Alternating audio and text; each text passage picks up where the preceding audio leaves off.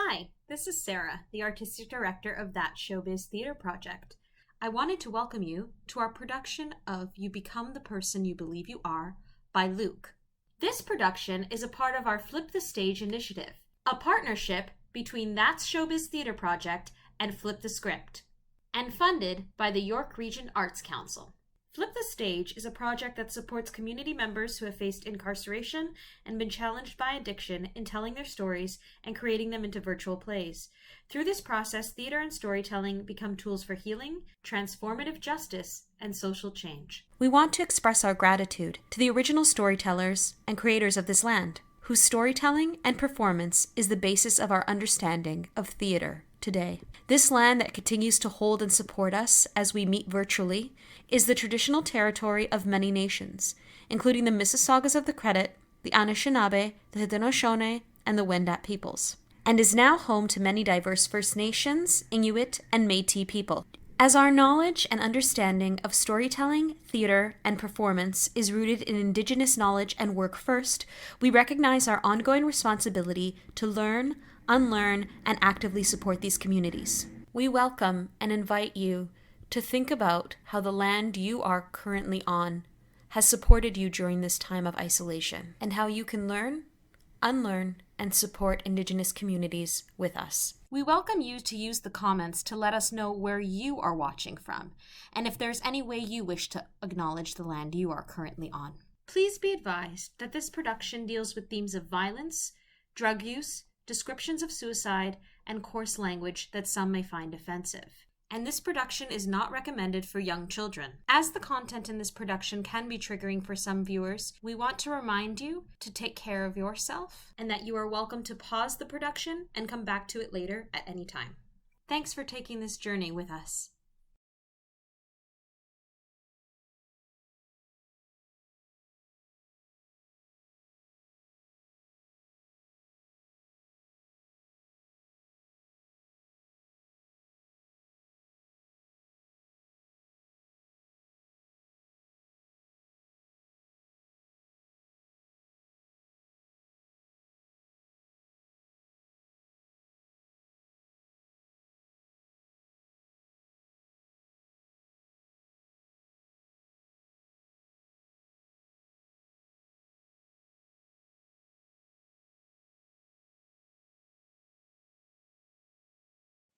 Who are all these people?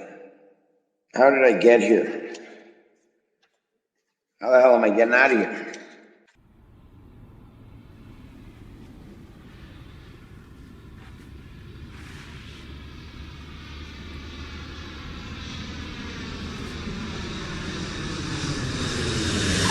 Immigration to Canada. Family immigrated here from Poland. Escaped communism. I was 2 years old. We went on vacation to Greece and never returned. My father's friend lost his job. He signed our visas to go on vacation during that time. He worked at the consulate and he ended up losing his job over it. He knew he was going to lose his job over it. He told my father that he just wants to make sure that we don't forget how to speak Polish, to remind us of our roots. I grew up, in a home where my father would say, in the house you speak Polish, outside with your friends, I don't give a fuck if you speak Chinese. I had a good childhood, good parents, hardworking parents. Father worked during the day, mother worked night shift. I didn't really see my mother during the week. I'd come home from school. My father would get home later from work. Me and my brother, we learned to fend for ourselves at an early age. From that aspect, it was good, right? Like, I didn't have bad parents. They just immigrated to this country and were forced to work. There was nothing bad, they were loving, caring parents. I had too much free time. I didn't really get along with the kids at school at that age. So I found refuge in a group of older guys that lived in the neighborhood. They were much older than I was. I was about 10 by then, we'll say. Right around 10. They were all 15, 16 at the time. They were into, things selling dope and breaking and enters and a lot of regular fighting. and stuff like that, violent environment. I remember, running little errands, pick things up, drop things off. I was looking for friendship. Like I said, I didn't really get along with the kids at school, so I was looking for a friendship, and I guess felt like they kind of respected me for some of the things I did, even though I was much, much younger than they did. Stole my first car at 11, smoking weed and drinking since I was about 11 or 12. I don't know, people you grow to trust tend to do some fucked up shit to you when you're a kid, you know what I mean? It's pretty fucked up. I wasn't really engaged in school and failed grade 5, and my parents decided that they were going to send me to my uncle's house, and I was going to go live with my uncle and my aunt, get away from the neighborhood and the people I was hanging out with. So I ended up living at my uncle's and aunt's house for that summer. They kept me there. I thought I was going home, but went to a new school and a different upbringing than the kids that were at the school now. I was into other things. We weren't the same. That's the best way to put it. We weren't the same. I was not into sports. I would have rather broken into your house. I would have rather steal your neighbor's bike. Well, they're all out on a soccer field. I was probably stealing soccer balls at the mall. There was one or two guys that I hung out with. I guess you could say I was a bad influence. Their parents did not like me. Not that I blame them now, but back then, it was a little different. I see it differently now, that's for sure. Definitely was a bad influence. Started breaking into houses at 14. We ended up having a group of guys that as I got older, the circle got a little bit bigger, and we were breaking into homes very regularly. I ended up robbing an RCMP cop's house, and I got charged for it. I got caught. That was my first criminal charge at 15. After that, I would just catch all kinds of charges, breaches, and couldn't stay in school. Dropped out of school for the first time at 15. I went back. They were forcing me to go back because I wasn't 16, so I wasn't allowed to decide not to be in school. So I went back a month before my 16th birthday. And on my 16th birthday, I dropped out again. While I dropped out the first time, my father kicked me out of the house. I was homeless for the first time. 6 to 8 months, bouncing around from friend's house to friend's house. All and throughout that time, doing all kind of different things to make money. So you go from friend's house to friend's house to friend's house until there's no more friends to go to. And their parents start asking, was this guy fucking moving in? And then you start to feel like you're imposing. And I checked myself into to the Mavis shelter at 15. I lied about my age, told him I was 16. My father gave me, I guess you could say, like an ultimatum. You could move back in, but you have to go back to school. At that point, I just kind of wanted to be back at home. It's fucked up being alone at times, And you get to the shelter and you're in there with like a bunch of strangers. It fucking stinks. It was fucked up. So I ended up going back to school. Didn't last very long. I ended up dropping out like a month later again. Father kicked me out again.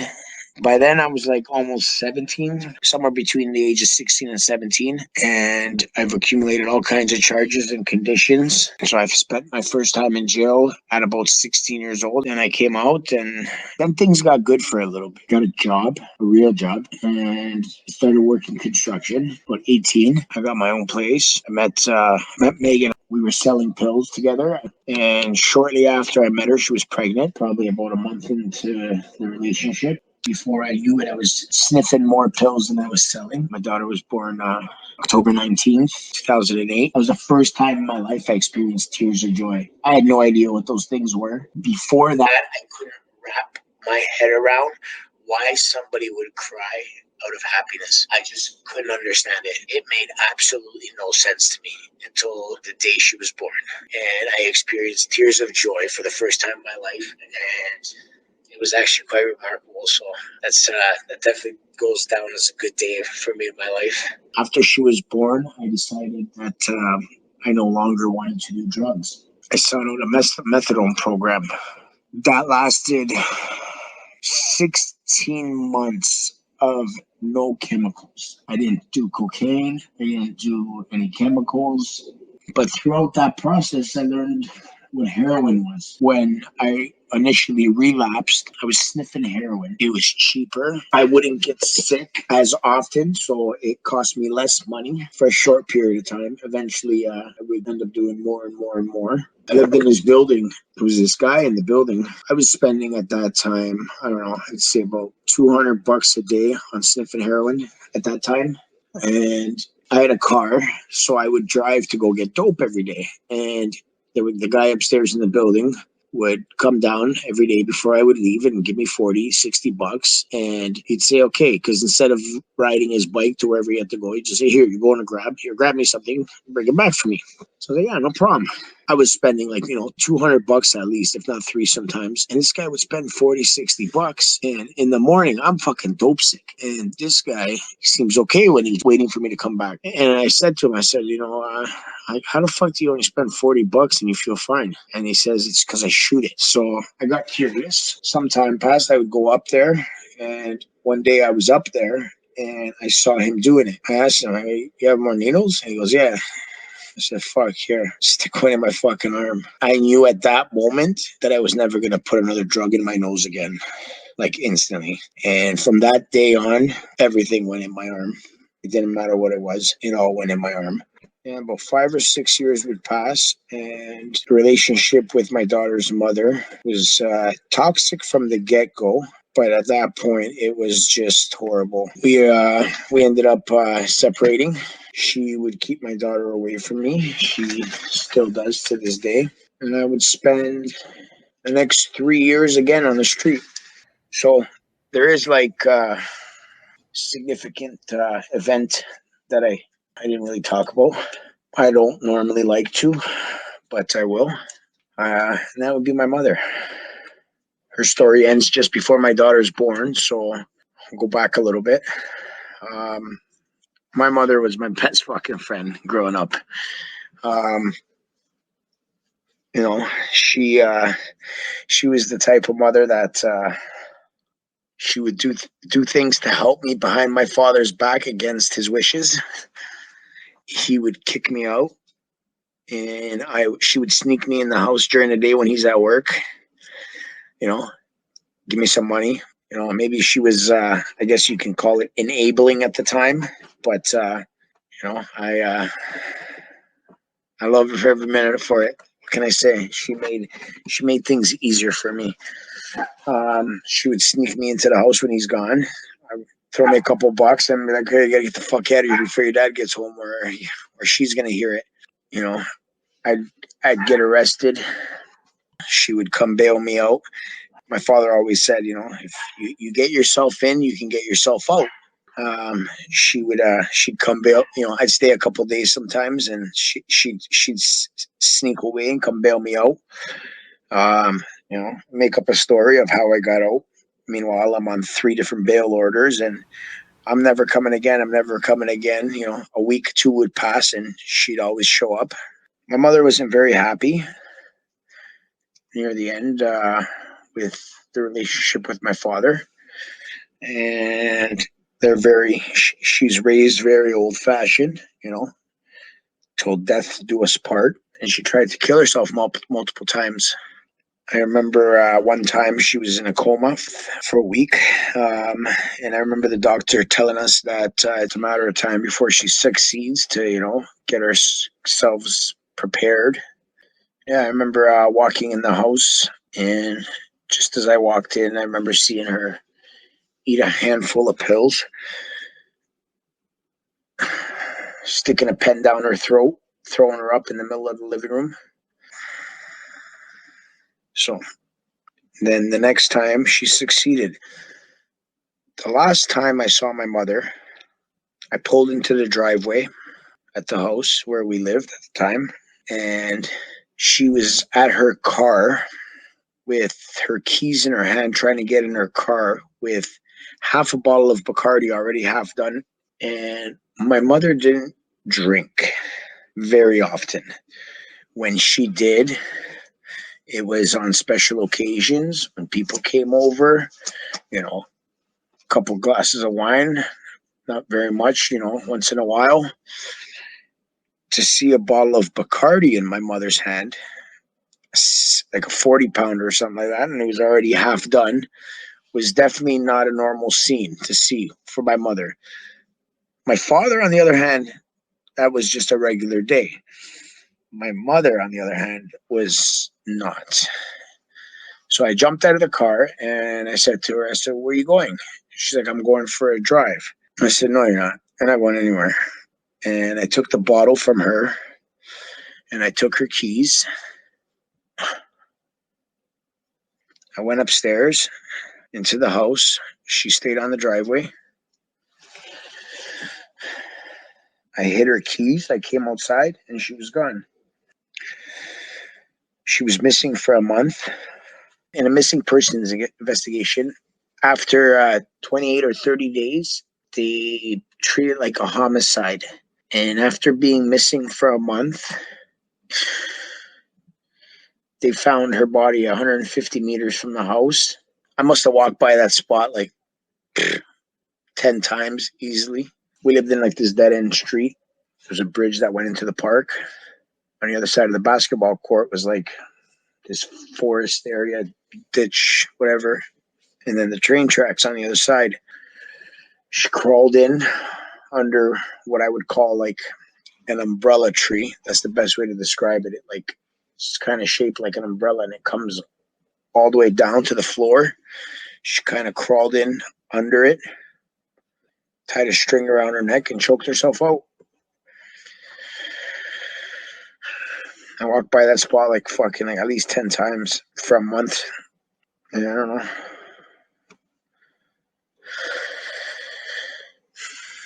And I don't know. Said it was best I didn't find her, obviously. Sure, after a month, it probably wasn't pretty, but still painted a picture in my head, you know what I mean? Like to this day, I there's like an image I picture in my head of when I see her there, when I think about the spot. So she died July 1st.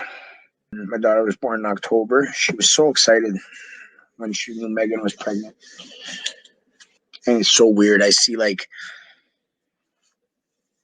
all my mother's characteristics in my daughter. It's like not even funny. It's actually quite scary sometimes. Like weird things. Like my mother would go and buy herself a fresh baguette, like a French baguette, and she wanted nothing else but mayo. She wanted mayo, and I thought that was the weirdest thing growing up. And the only other person that I've ever met that wants the same thing, nothing else but bread and mayo, is my daughter. Like facial features, like little like things they do like with their face, like there's just like my daughter would make like similar faces and it's just got like similar reactions to how my mother would do things. Shortly after that, like my addiction went pretty hard. If I think about it, I was already doing a lot of drugs. It was more than recreational use already prior to her death. But after that, I stopped going to work. I just didn't give a fuck. Somewhere in that gap, I decided that I was going to stop doing drugs. The reasoning behind that is, me and Megan, we're both like, we don't want our daughter to grow up with, drug addict parents and junkie parents and this. And yeah, we made an attempt. We would end up staying together 6 more years of complete fucking hell. I hated every minute of it. We stayed together so long only for the sake of my daughter. I would disappear for days at a time. And I was doing like a lot of reckless crimes out of desperation, stupid things. Just it doesn't really matter what they were, but just stupid things. I would in 2014, I served 8 months for like a bunch of commercial B&Es I did, and so about 3 or 4 months into that bid, I made a choice there was a guy there, and he came in with a bunch of dope. And me and another guy were plotting on how we're going to get this guy's dope out of him. He ended up hurting this guy pretty fucking bad. And I ended up getting locked up in the hole, whatever, for a month. And I like to read, so I would read all kinds of random things in jail. You know what I mean? Just whatever, just pass the time. I would read. When I was in the hole, they wouldn't give me any books. You know, I lost all my privileges, whatever. They wouldn't give me any books. The only book in the cell was the Bible. Like as a kid, I grew up in like a Catholic home, but I never like really believed in God. It was just a place my mother would make us go as kids on a Sunday. You know what I mean? That we hated, and get me the fuck out. It's the worst hour of my life every week. For the sake of reading, I just began reading the Bible. And first half of the book was just like blah blah blah blah blah blah blah blah. I came across Romans 7 verse 19. Romans 7 verse 19 is, "For the good that I want, I do not do, but I practice the very evil that I do not want." And for whatever reason, it was like the whole page went blank, and those words were like pulsating off the page at me. I don't know how to describe it. Like it was like the weirdest feeling. I don't know. I don't know how else to describe it, but I just felt like that verse was like alive. Like that's the best way to describe it. It was like that verse was alive, and it was literally it was like pulsating. It like it had a heartbeat right off the page, and I found myself fascinated by that, and I began to read it, like actually read it. There's something that intrigued me about that, and I just started reading it. I ended up finishing it in there. I read it from cover to cover. Now I was kind of interested, and when I got out, I continued reading it. I've read it 3 times from cover to cover in my life. About halfway through the 4th time right now. I would end up getting out after 8 months, literally the day before my daughter's birthday. So I went for sentencing on the day before my daughter's birthday, and I remember being in there when I first got in, and I was like, I knew I wasn't going home for a while. I already knew I wasn't going home for a while, but I was like, you know what? I got to make it home for my daughter's birthday. Somehow, I got to make it home for my daughter's birthday. I've missed so many fucking birthdays and holidays and this and that. I'm like, I got to make it home for her birthday. And I got sentenced to time served after 8 months, the day before her birthday. So somehow it just worked out, and I made it home for her birthday. I managed not to do any hard drugs when I got out. I continued to read, and I was just like, you know what? I was just so fascinated by it, and felt like life was going to be different. Like as long as there's something about this here, that as long as I keep doing this, life is going to be different. Very short-lived. Very, very short-lived. While I was in jail, Megan would come by, you know, with my daughter. Oh, I can't wait till you get home. I'm sorry. We're going to make things work, blah, blah, blah, blah. And I kind of bought into it, and I kind of wanted to make it work. I was feeling like forgiveness might be a good thing at that time. I was brainwashing myself with forgiveness at the time, I guess you could say. It seemed like the right thing to do. Yeah, she was having a relationship with another guy. I came out of jail, and I moved back into her place. A, I had nowhere else to go. B, I wanted to make it work for my daughter. But very quickly, I realized that things weren't right. About a month into it, of being there, I felt compelled for the very first time in my life to actually go through a woman's cell phone. That bothered me on a deep level, because if I feel the need that I have to go through your cell phone, this relationship is definitely not working. So I went through her cell phone, realized that she had an abortion a week before with another guy, and I began to pack my stuff. As I was packing my stuff, she's, you know, begging me to stay, and on my way out, she grabbed my arm, like, please don't go. And she's like holding on. And I like threw my arm away from her, and her nail rips. And like her nail rips, and her finger was like bleeding. I punched a hole in the wall, and I left. I went to my father's house, and about 2 hours later, after being at my father's house, the cops show up, and they charged me for domestic assault, mischief under for punching a hole in the wall, and robbery of her cell phone, which she ended up finding in the couch like a day or something later. They arrest me from my father's house. I go to jail, whatever. I go to the police station. I spend the night, and my belief in a higher power got crushed like instantly. Like I was like, you know what? This is fucking bullshit. I do fucked up shit. I go to jail. I do nothing wrong. I go to fucking jail. Everything, no matter what I did, was against me. Like there was no winning. There was nothing that I could do to change anything, to make anything different. And I remember sitting in the fucking cells downstairs at the courthouse, waiting to go up for bail. And I'm sitting there talking to a guy, and we're talking about somehow we got on topic of religion and shit like that. And I'm telling him, buddy, fuck the Bible. I'm never going to read that shit again in my life. God does not exist. I remember telling the guy, I will never read the Bible again in my life. And they take me up to the courtroom. My father was in the courtroom.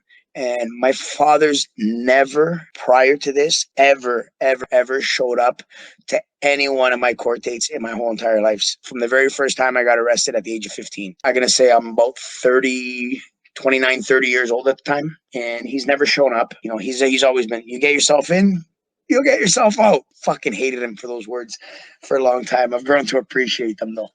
So he's sitting there, and at first I'm like, maybe he was just curious as to why I got arrested at the house. Sure enough, he's there to bail me out. For the first time in my life that I legitimately got arrested for doing nothing wrong, my father's there to bail me out. He, for whatever reason, he knew that I didn't do anything wrong.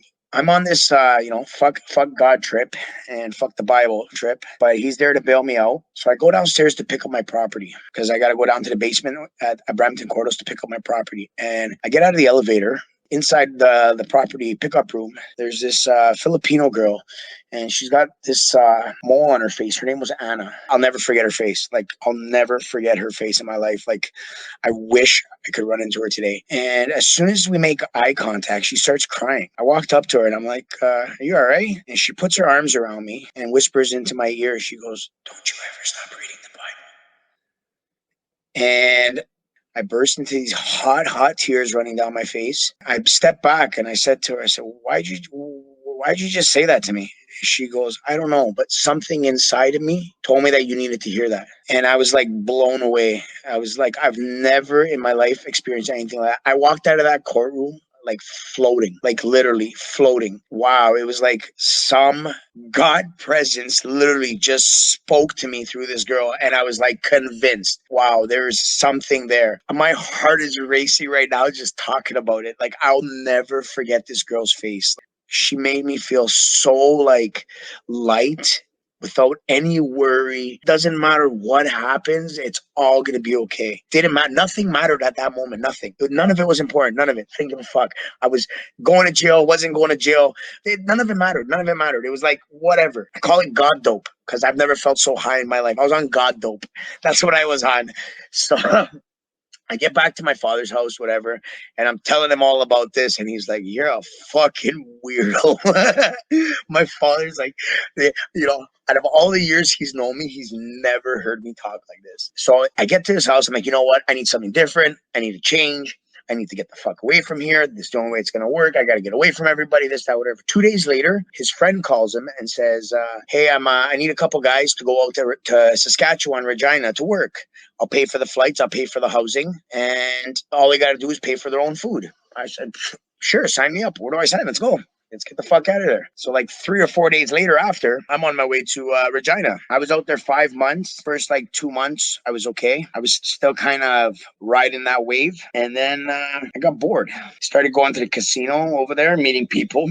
Casino was like pretty much the only thing to do there, that or bars and clubs, which I was still drinking and I was still smoking weed. But I ran 16 months that time where I wasn't doing any chemicals. Yeah, sure enough, I met some people. We started partying and I started smoking crystal meth for the first time in my life. Once you go up, eventually you got to come down on something. So couldn't get heroin. So I ended up doing hydromorphs, all kinds, because there was no shortage of hydromorphs in Saskatchewan, that's for sure. Everybody had a prescription. I was shooting hydromorphs and crystal meth out there. I got back here and I was just full blown right back to where I was before all this started, before I even made this trip. And yeah, I was just right back at it. By then, Megan wouldn't allow me to see my daughter and I had a no contact order. I got back from Saskatchewan literally 2 days before my daughter's birthday. I spoke to her on the phone a little bit, but she wouldn't really let me see her. I say that was 2016. It's 2021 right now. I still don't see my daughter.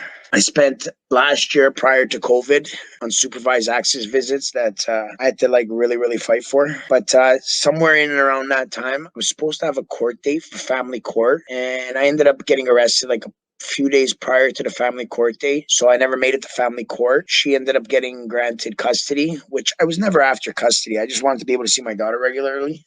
She is a good mother. Taking my daughter away from her mother was never my intention. I just wanted to be able to see her. And yeah, I missed the family court date. She got granted custody. I was granted supervised access. I don't blame her for the choices she made at that time. I was definitely in no condition to be around my daughter. I was not in a role model father shape, that's for sure. That's for damn sure. Even supervised access last year. It was supposed to continue and it changed. COVID shut it all down. They closed down the access center, and because of the restraining order, I can't do Zoom meetings. My father went to Vita Nova for his own addiction issues. My father drank heavily growing up as a kid and all throughout my whole entire life. Prior to 3 years ago, I don't remember my father sober one day. Childhood memories of my father he was a good dad, hardworking man. But in his spare time, he was intoxicated very heavily. But anyways, he went to Vita Nova for his own reasons. My father's gone to Vita Nova. So, hey, I got fucking my father's house for 3 months. Party time, right? But it really wasn't. The whole time I was there, it was like I got to the point where I would do a shot of Coke and have an instant panic attack. There was no more enjoyment. I was not enjoying the drugs I was doing. Overdosed is fairly regularly. I've overdosed 6 or 7 times in my life that I can remember. 3 of those times, my heart actually stopped, where I was revived with a defibrillator. Wake up in the hospital. I'm freaking out on the nurse because she just cut my favorite fucking shirt off to save my life. And I'm losing it on these people that they just cut my fucking favorite shirt off to save my life. Instead of being grateful that they saved my life, I'm fucking freaking out on her. And first thing I do is I go into my pocket to see if the dope that just fucking nearly killed me is still there. Go into the bathroom of the room they just saved my life in and do another fucking shot of the same dope that just nearly killed me. Fucking nuts, right? I remember when I first realized like how nuts that is, that instead of being grateful that this lady just saved my life and I'm alive, I'm fucking yelling and freaking out and losing it on her that she cut my shirt off.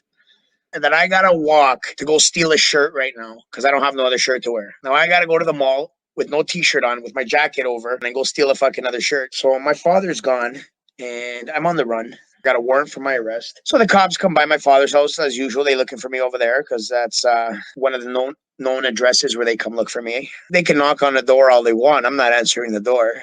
If I don't answer, they can't arrest me. So they knock, and they leave. And I just continue doing what I got to do. So I spent 3 months like that. Like I said, I wasn't enjoying the drugs anymore. I would do Coke and have an instant panic attack. I would have to do a shot of Coke, take a toke of crack. You think it's going to be different than the last fucking 2 years of how it's been. I remember laughing at guys wondering, why they act certain ways.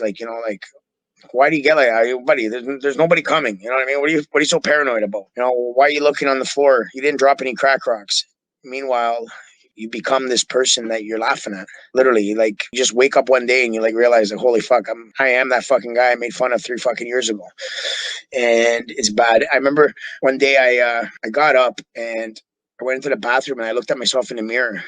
I didn't even recognize myself. I was like, what the fuck? It was like I haven't looked at myself in the mirror in years. I didn't even know who I was. I was like, what the fuck? I could see my ribs. I was 155 pounds. I looked like a skeleton. My face was all sucked in. My skin was pale, scratches on my face. It was a weird sight. It was literally, I looked in the mirror and I didn't even know who I was looking at. I was like, fuck, what the fuck happened to me? I looked like I was dying. I was not healthy at all. I remember being dope sick and waiting for the fucking dope dealer to show up and drop off dope and being like, okay, I just need to get some dope in me. I just need to get some dope in me so I can cure up. And I would do a shot of fucking heroin, feel that instant relief of the dope sickness going away, and then having a second later flipping into instant regret. What the fuck am I doing? Is this my fucking life? Is this who I've become?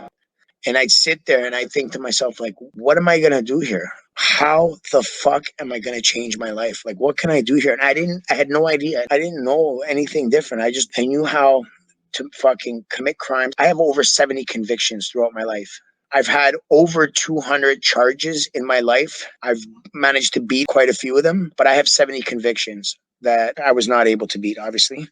Clearly, I was not a good criminal. Clearly. I thought I was for a while. You know what?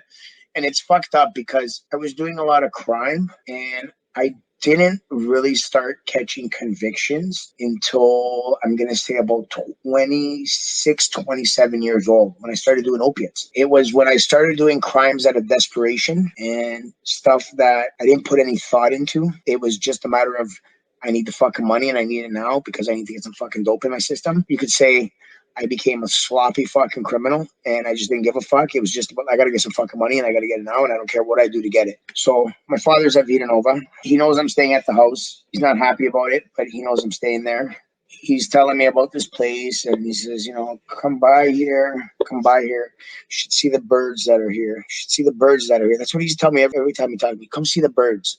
This is where the birds are. I didn't catch it. It didn't register in my head. I see it differently now, and I think you'll understand after I tell you the next part of my story. Yeah, it didn't register in my head. And every Sunday they had visits, their family visits, and he'd ask me every come by, come see this place. I want you to come see it. It's nice here. You like it. Maybe you should start thinking about some help for yourself and this and that. And like, yeah. Saturday night, yeah. I'm coming. I'll come. Sunday morning comes around. Yeah, I'm not fucking going anywhere. There's no shot I'm going there. And it was his last Sunday that he was there. And I've been telling him for like 3 months, yeah, I'm going to come check it out on Sunday. And it was his last Sunday there. And I said, you know what? No matter what, I'm going to fucking get up and I'm going to go. I'm going to go this fucking Sunday because he's coming home Monday.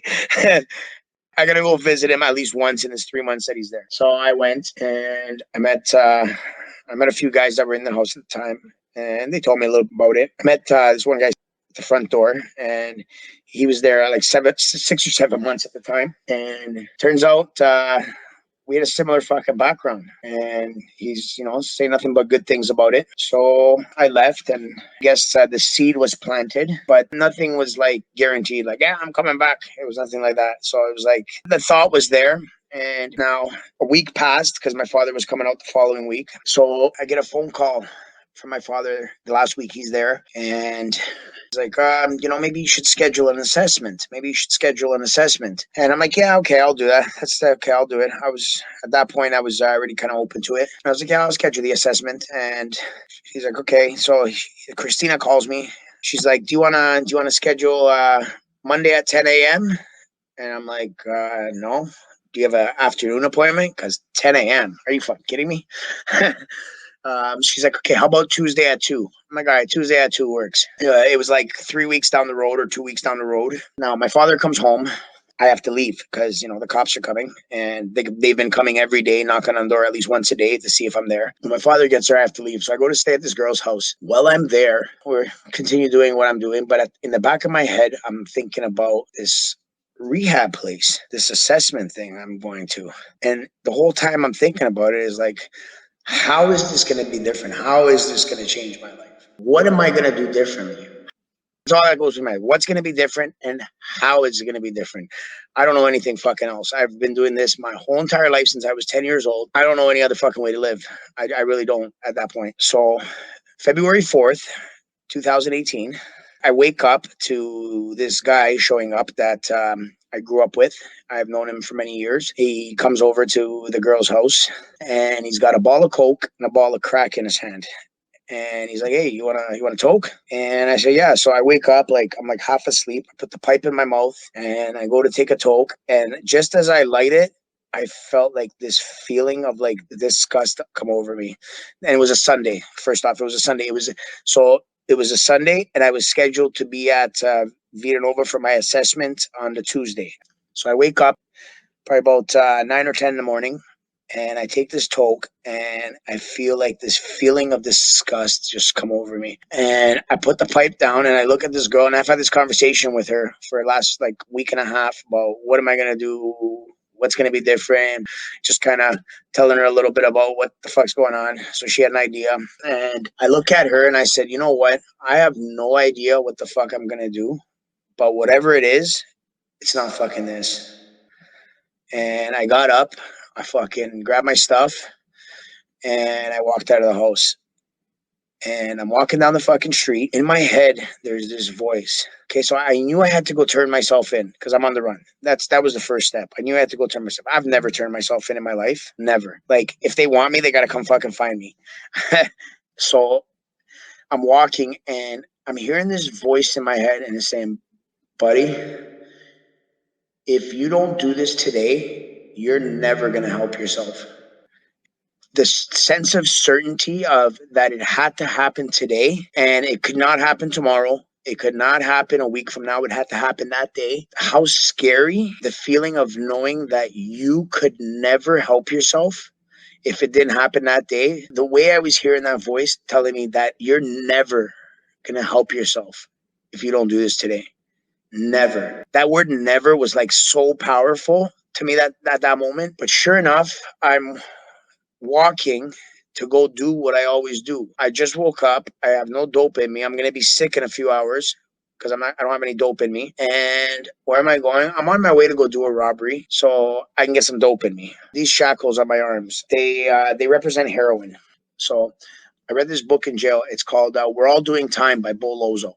And the first part of the book is like Buddhist meditations. And the other half of the book is a bunch of short stories about guys that have done like really fucked up shit in their lives and they're serving like life sentences and the things they've done to change their lives. And, you know, they made positive changes in their life and they're doing good things now.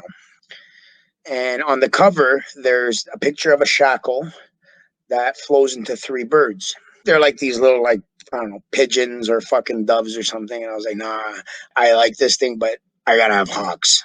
I gotta have hawks. They gotta be fucking hawks. We need some dirty bird of prey on there. So when I was getting the shackles done, I was actually gonna do all the birds at the same time. And while I was getting them done, this girl looks at me and she goes, why in the fuck would you get tattoos of shackles on you? And I said, they represent the dope. And as I said that, I realized that if the shackles are the dope and the birds represent the freedom from the dope, I can't tattoo these birds on me because I'm lying to myself. Lying to myself is definitely a no-no. I can lie to you, but I can't lie to myself. I realized that I can't put these birds on. These hawks are not happening. So I got the shackles and I walked around with these shackles for a year prior to this. And I've always wanted to finish the freedom from it, freedom from the dope. But it had to be hawks. And the only way I can put these hawks on is if I was genuinely free from the dope. That's the only way it worked. These hawks will never go on my body if I'm not free from the dope. I knew they were always going to be hawks. And I'm walking down the street and I get to this T in the road. And I'm standing there at this T in the road, and I look left, and I look right. And if I go right, I'm going to do a robbery. If I go left, I'm going to turn myself in. And as I'm standing there, there's this light post in front of me, and this fucking hawk, and this may sound funny, it's like it came out of nowhere, like literally from the middle of the sky. Obviously, it came out of the sky because it flew. But it's like the sky almost like opened up and it just came out of nowhere and it landed on this light post. And as it landed on the light post, the whole street went dead. There was literally, I couldn't hear the cars. I couldn't see anybody on the street. The houses were not there. It was just this bird and nothing else. It lands on the light post and I'm like mesmerized by this thing. And I'm staring at it. It lands, it looks right at me. It nods its head at me twice. I swear to God. It nodded its head at me, stood up, opened up its wings, flapped on the light post, and then came flying right over my head like this. And this fucking rush of energy that I felt as it flew over my head, instantly I went left. I took like a couple steps, and the next street is called Mohawk. And in my head, somehow my mind registered it as more hawks. I need my hawks kind of thing. Instantly, at that split second, I knew that because I went left, my life was never going to be the same again. I got to my father's house and he let me in all calmly. Like, I took a shower, I got changed, and I'm standing in the room and I'm like, I got to go turn myself in. I got to go turn myself in. My fucking feet weren't working. My feet weren't working. They would not allow me to step out of the house. I couldn't do it. In my head, I was already creating stories like, I could take the bus here. If I take the bus to there, it's right by the police station. I'm like, I can stop here. I can make some money quick. Then I can grab dope. Then I can go turn myself in. But the reality of it, I would have never made it to the police station. That's the reality. Definitely not on my own will. That's for sure. So I sit down on the couch and my father looks at me and he goes, what the fuck's wrong with you? So what do you mean? He goes, I don't know what I mean, but there's something fucking wrong with you. And I looked up at him, and as soon as we made eye contact, I just started fucking bawling. I just started bawling. And I'm like, you obviously know I'm on the run. The cops have been here I don't know how many times since I've been gone. He's like, yeah. I'm like, can you do me a favor? He's like, what's that? I'm like, can you call me a cab, get in the cab with me, take me to the police station, make sure I walk in, and then you can leave? He goes, what? I said, yeah. Can you take me to the police station, make sure I go in, and then you can leave? He goes, is that what you want me to do? I go, yeah. He goes, all right. If that's what you want me to do, that's what I'll do. Took me to the police station. I turned myself in. Sure enough, I got to stay, which was no surprise to me. In my head, I knew I wasn't making it for my assessment on a Tuesday. This is Sunday night. I was going to waive my bail, which I've done in the past. I was going to go to jail. I was going to end up on a range somewhere, get into a fight. They can lock me up in the hole, and I can go withdraw for a good week by myself in a cell with nobody to bother me. I don't have to leave the cell. They can bring me food and fucking meds, and I can just fucking sleep in a cell. I've withdrawn off the dope in jail numerous times. That's the only way I knew how to do it. It's the only way I knew how to I can get the dope out of my system is if I'm in a cell. I've tried numerous times from home. I get to like the second, third day, just as I start feeling better, it's actually the worst time because you get through the hump of the worst part of the withdrawal, and now you have enough energy to go get dope because now you have enough energy to actually get up and go get it. But for the first 2 or 3 days, you don't want to move out of bed. And I could always get through the first 2 or 3 days, the worst part of it. But as soon as I would start feeling better, I was gone. So in my head, I was like, okay, I'm going to go to jail. I'm going to waive my bail. I'm going to go through the process. I'm going to get myself locked up in a cell. I'll withdraw. I'll serve my time. When I get out, I'll reevaluate this whole assessment thing. And my father fucking shows up to court for the second time in my life to bail me out. I know why he came to bail me out. He wanted me to make it to that assessment on a Tuesday. For whatever reason, I didn't book the appointment for the Monday because I wouldn't have made it anyways. I would have been in a jail cell. He bailed me out. And when he bailed me out, I wanted to go to this assessment so bad. I felt so good about it. I knew that as long as I made it there, I was going to be okay. Things were going to be different. When I went for my assessment, my father asked me to bring 2 birds with me. Vita Nova had budgies that my father took care of. And when I went for my assessment, I brought 2 budgies. Then the day that he came to pick me up from the detox, we stopped at the pet store and he made me buy 2 more birds. And I showed up with 2 more birds. 2 on my assessment, 2 when I moved in, and I moved out with 3. The ones I brought in had babies, and I ended up taking 3 of them home. Two I took home. One was a crippled one that I was compelled to take care of. The other birds were picking on it, and it wasn't doing too well. So I came and I took it and took care of it at my house. And that one there became the boss of the cage. It ran the show over there. For 2 years, it ran the show. I named it Strength. It was definitely the strong one out of the bunch. It passed away about, I'm going to say about 6 months ago or so. It choked me up. I haven't got choked up over something. A bird grew on me. You know, I grew an attachment to it. I've known so many people that overdosed and passed away that it's just an all too familiar theme. So it was like this bird. I got choked up. There was tears running down my face over this bird. Like I was choked. So I was initially going there for 3 months. And I'm going for 3 months. I'm going to be sober for the rest of my life after 3 months. Yeah, rehab. I just realized that, you know what? 3 months, I've been fucking shooting dope on the fucking street for the last fucking 10 years of my life. Not to mention the amount of drugs I've been doing since I was 11. They would classify me as what they call a street level user. In my own personal opinion, I was like, you know what? I'm in a lot worse shape than these guys. I think 3 months just isn't going to do it for me. And I decided that I'm going to try a year here. We'll see how it goes. And I'm glad I did because the first 3 months I kind of just did what I always do and just kept my mouth shut and fucking coasted through the day. Did a little bit of activities and stuff to keep my mind busy and pass through the day, read a few books, do a little bit of work outside. Lourdes Jesus ends up being my primary counselor. I knew, like deep down inside, I never even met the woman. And prior to going there, I already felt like some kind of just an energy attraction. You know what I mean? That there's something that this lady can offer me that potentially nobody else in this place can. The staff there is amazing. Every last one of them. Through the year I spent there, I had different points of view from different staff members. I realized she was actually the spirituality woman there. Turns out, with a name like Lord is Jesus, and she taught spirituality. Right? Coincidence? I think not. Right?